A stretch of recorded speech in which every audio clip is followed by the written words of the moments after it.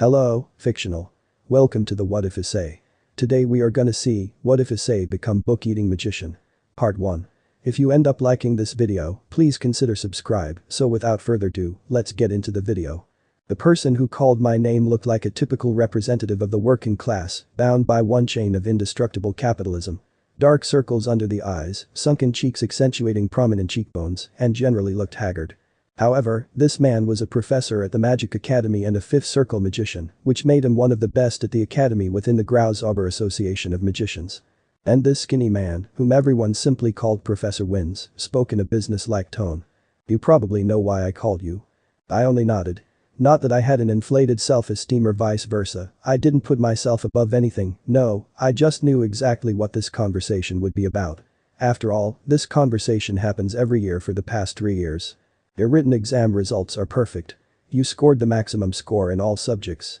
I'm sure no professor in the academy could write these tests as brilliantly as you, let alone the students. If these words were said to me in a past life, I would surely have smiled with self-satisfaction, but alas, my academic knowledge is now the most ridiculous reason for pride. However, you cannot graduate from our academy because your practical results are unsatisfactory. To graduate from the Magic Academy, you need to score 70 points in a written exam and become a third circle mage.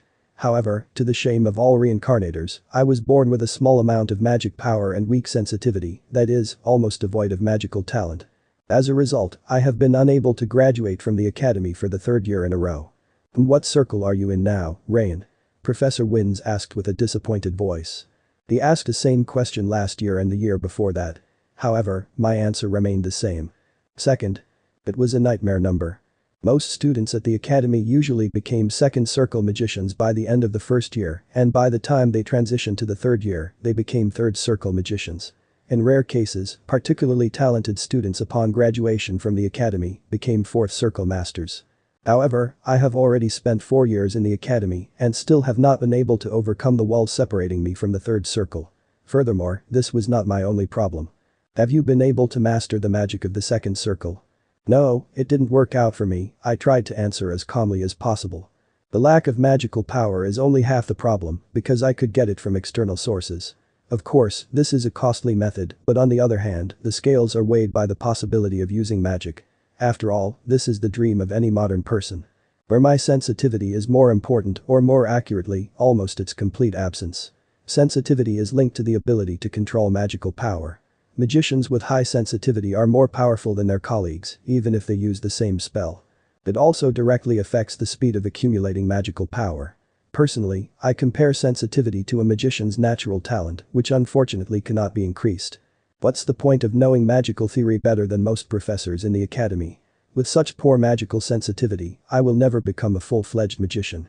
Spending 4 years here and not even mastering magic of the 2nd circle, it seems hopeless. I was gazing thoughtfully at the gray sky outside the window.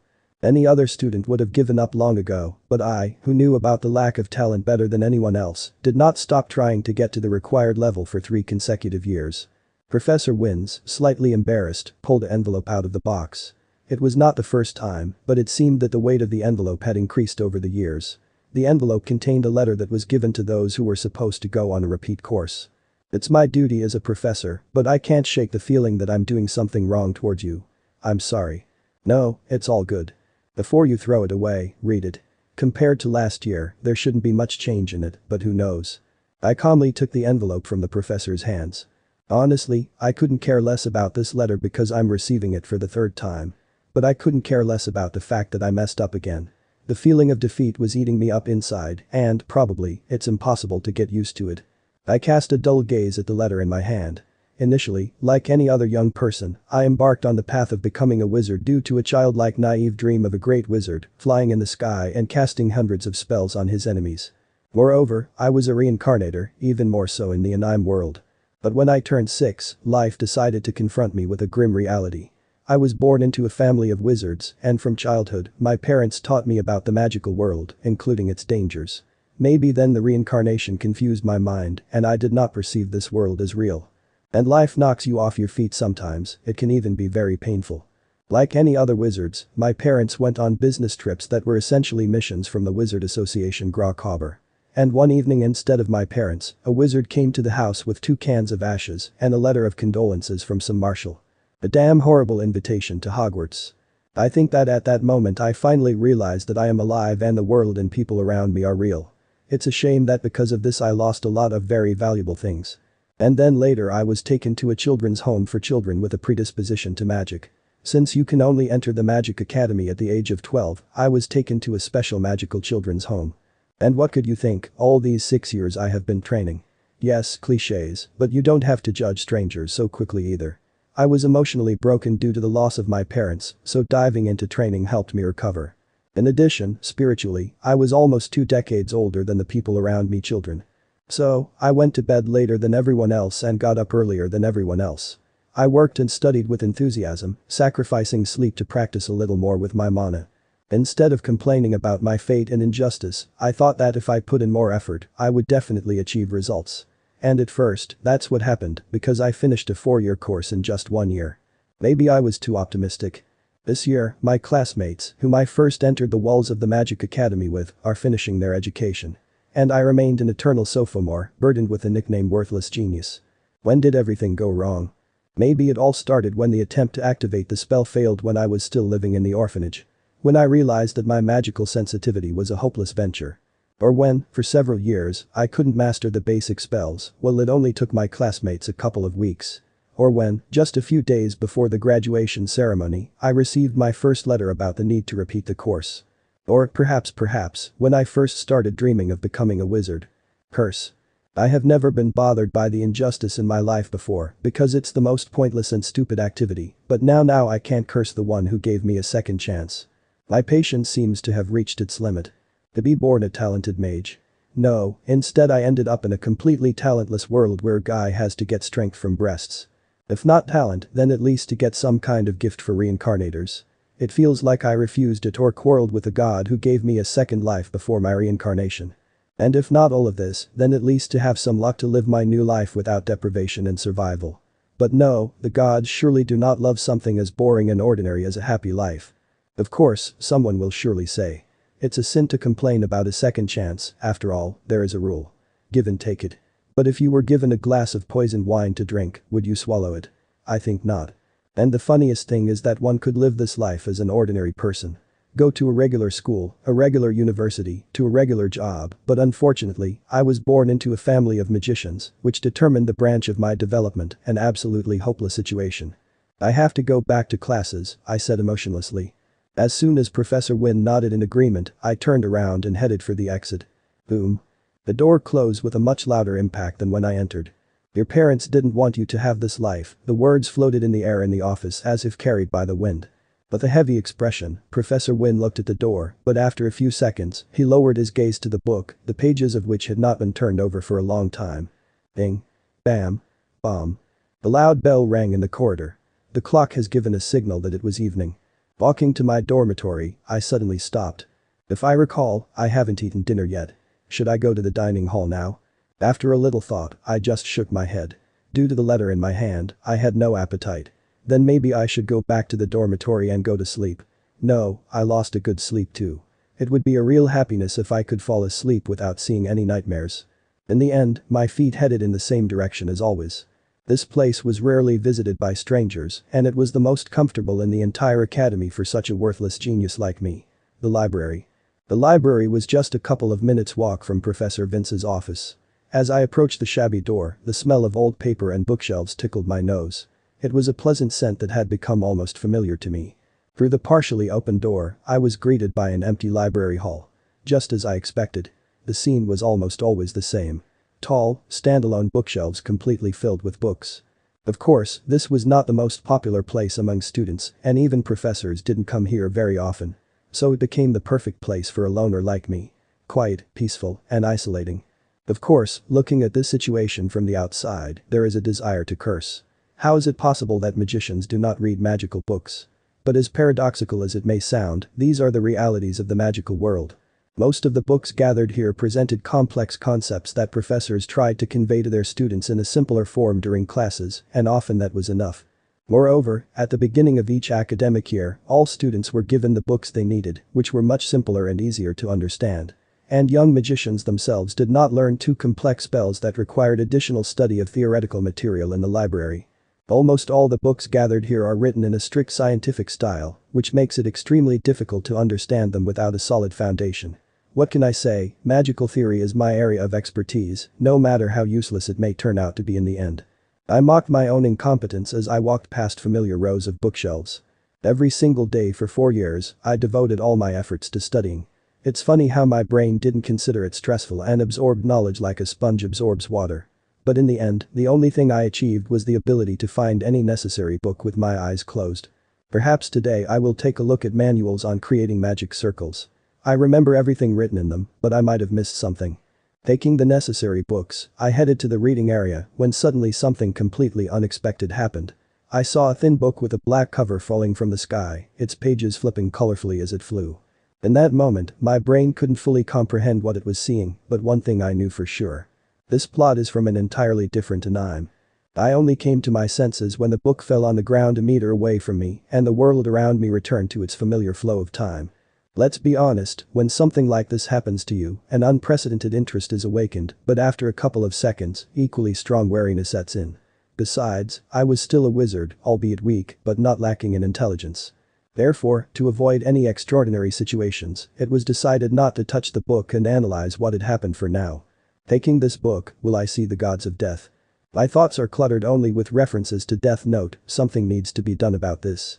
With a good knowledge of magic and many other things related to it, one can conclude that it is not a cursed grimoire or demonic writing, as I am still not turned to dust. Although this thing may be associated with demons. After all, it is not uncommon for desperate people to receive such an invitation from demons for tea, that is, it could be a demonic contract, albeit in a very specific form.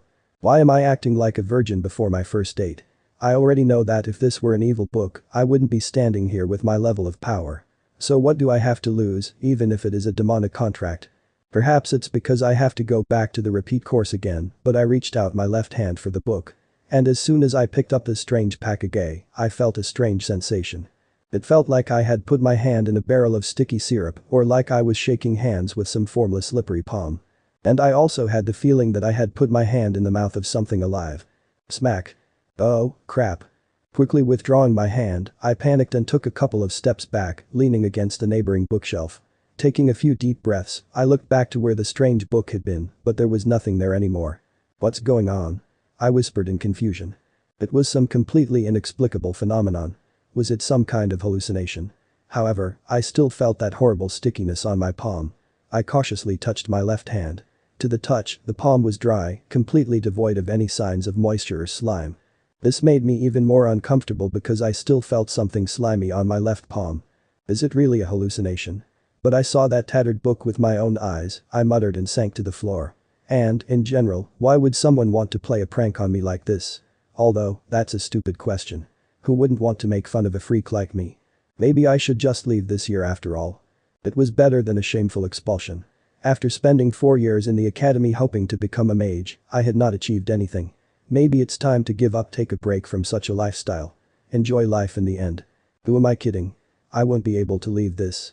At that moment. Smack. Suddenly, my left hand felt a strange sensation again. And it was slippery and sticky once again. The hallucination that tickled my palm appeared again.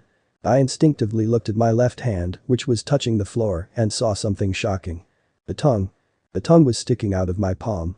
It had a smooth pink surface and was a real long piece of flesh that looked like it was taken from some reptile. The tongue popped out of a hole in the middle of my palm and shook like a snake before eating. It slowly swayed from side to side. Smack. Like a frog catching a fly, it grabbed the nearest book that was lying on a nearby shelf. Its speed was so fast that I didn't even notice its blurry image. The tongue completely wrapped around the book. What happened next even the most experienced wizard couldn't predict. The tongue, holding its prey, began to return to the hole in the palm. Squelch. A piercing sound was heard. The book, which had been peacefully lying on the shelf a second ago, suddenly disappeared into my left hand. I stared in shock at my left hand. However, the book swallowed by the palm did not reappear. Instead, I heard a voice. A voice with a strange tone that I had never heard before. You have swallowed Lightning Magic Handbook. Your understanding of the book is very high. You have learned Lightning Strike of the second circle. Awakened from a long sleep, Gluttony was very hungry. Hurry up and feed her. Remaining time. 10 minutes, 1/5. What the? I didn't even have time to finish my sentence when new knowledge started flooding my mind in waves. The amount of information was so vast that it simply couldn't be processed by all 5 human senses. It was like gaining experience that would normally accumulate over several years. At the same time, I felt that I had a complete understanding of how to use the lightning strike spell. I didn't just learn the mechanics, I acquired the wisdom of the author himself. Manual of Lightning Magic. Lightning Strike. Without hesitation, I extended my hand and activated the spell. Countless precise calculations were made in less than a second, and the realization of what would happen was vividly etched in my mind. Numerous magical formulas intertwined, forming a complex magical circle around my palm. On any other day, the only thing that would have been created was a feeble imitation of an electric spark, but this time was different. A bluish electric discharge shot straight out the window. The image I visualized in my mind was fully realized. The lightning struck a tree, causing the leaves on one of its branches to immediately darken and crack. If this spell hit a living being, it could have been very dangerous. This isn't a hallucination. I finally managed to create second circle magic. I was so happy that I even bit my tongue to make sure it wasn't a dream. However, the sudden pain, the taste of iron in my mouth, and the sweat on my palms from shock made me believe that all of this was real. A mage devoid of sensitivity and magical power could achieve something greater than just languishing under the weight of his regrets. And all thanks to that book. It all started when I discovered an unidentified book. Then it absorbed into my hand. Next, a long tongue appeared from my palm, which grabbed and swallowed Manual of Lightning Magic from the shelf. As a result, I completely mastered the technique of using lightning strike. No, there was something else before that. The voice. Remembering the words I heard, I focused on the not-so-important first 3 lines. Absorbing the book and learning lightning strike were secondary information. Gluttony, I muttered involuntarily. To my great surprise, the spoken word immediately led to a reaction.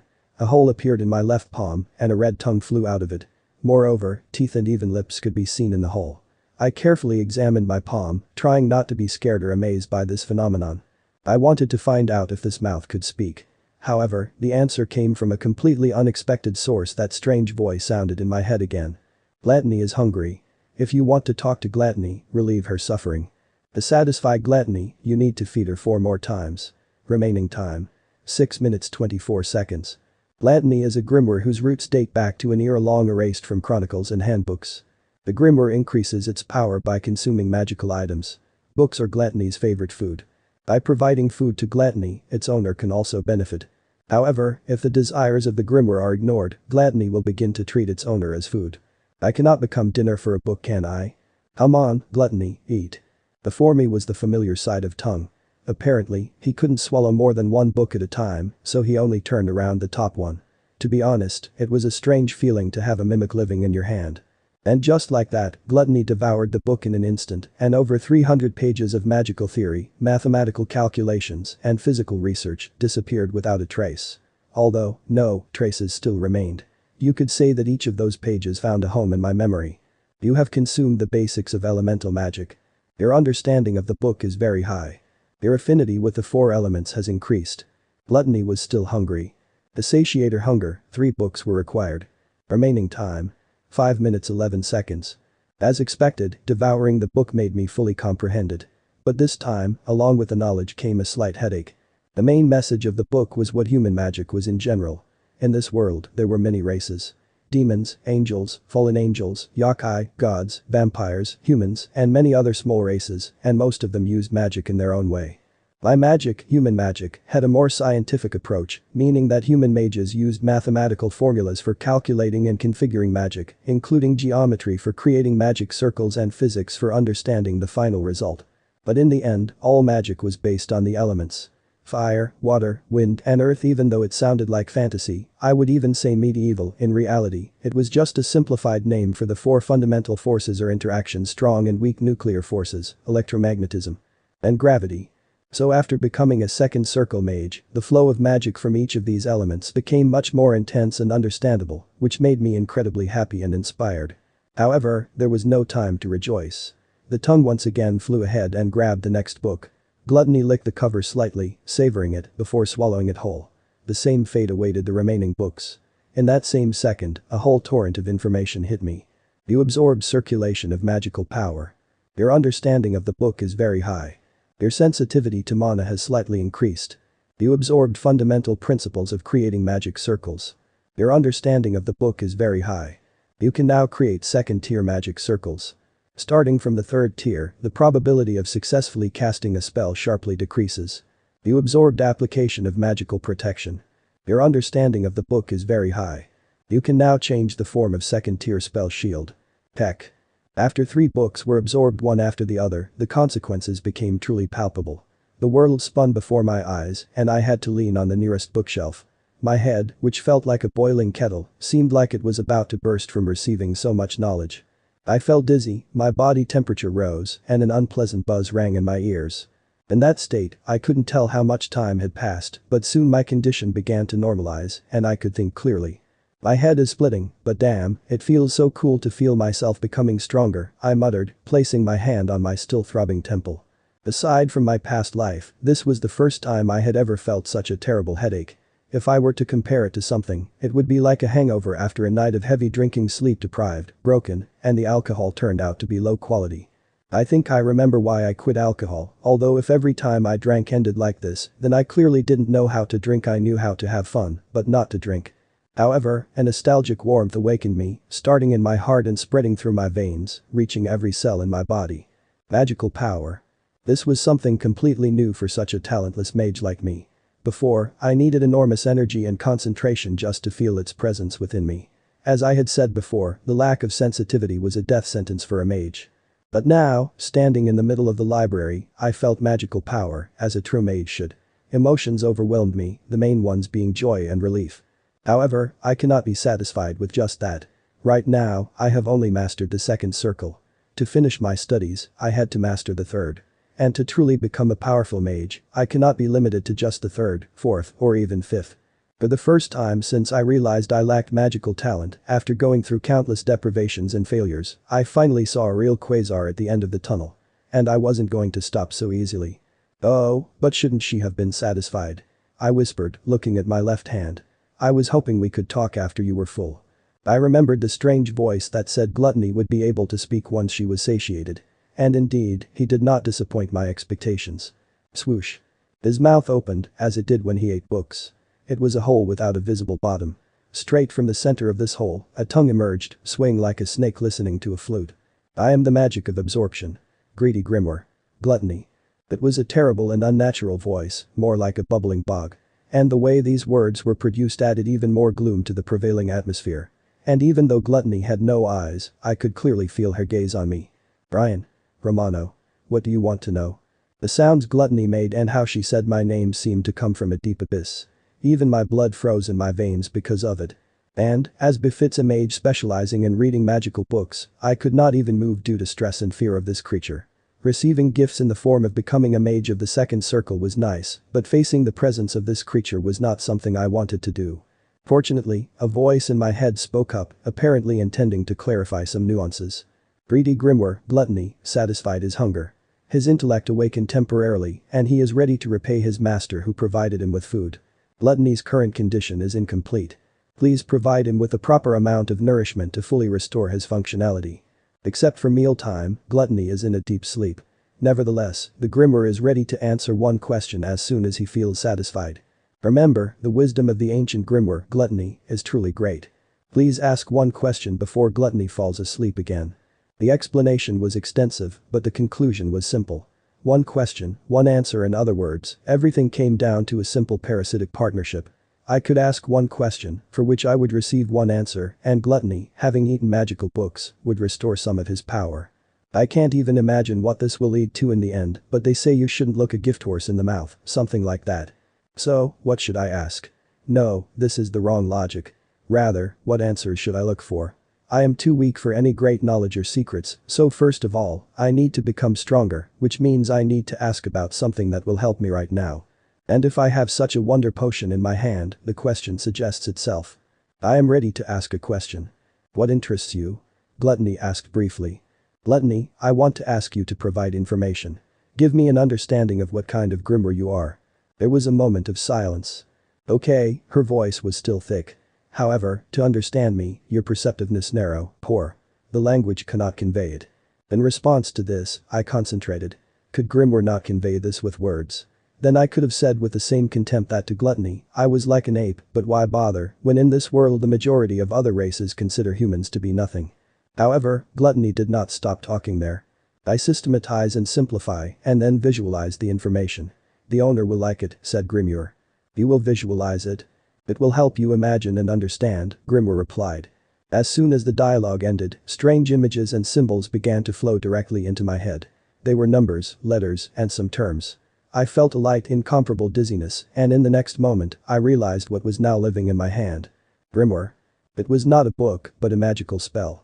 It was a fragment of a being that mocked this world. The best modern magicians could not reproduce even something remotely reminiscent of gluttony. Even I, who had absorbed information about gluttony, could hardly explain its essence. And I also saw a blurry summary of the grimoire. Grimoire gluttony. Rank. F. Effects. Proximity to the elements increases by 1. Magical sensitivity increases by 10. You can calibrate and create magic circles. You have learned lightning strike. You have been trained in a more advanced version of the shield spell. Grimoire is in an incomplete state. Most of its functions are sealed. It will wake up once a day to quell its hunger. Once satiated, it will answer one of your questions. The abilities it absorbs will be transferred to its owner. Grimoire extracts essence from eaten books or objects. The owner's understanding of the book or object will increase its effectiveness. As I was sorting through the information in my head, Gluttony yawned.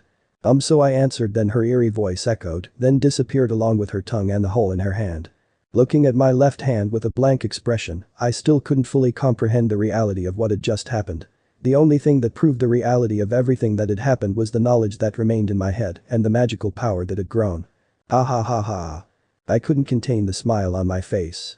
Joyful laughter gradually turned into hysterical laughter and spread throughout the library.